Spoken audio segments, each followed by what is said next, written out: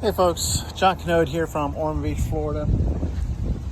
We've got the Slinger tennis ball machine all fixed up and ready to go.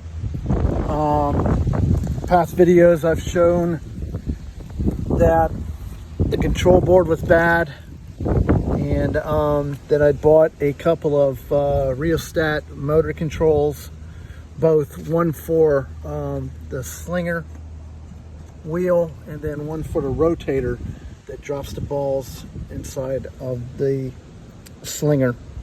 We're here testing it out. I've got a new battery in there, as you can see, and this is the charging port. This is your speed on and off and speed control for the feeder, and then this one here is for the Slinger. So we turn it on.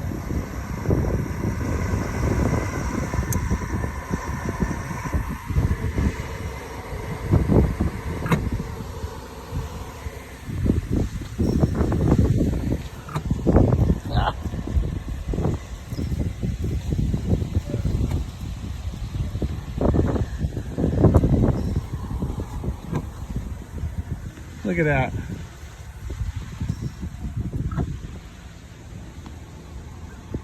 Fantastic. Found this thing alongside the road. Somebody was stowing it away.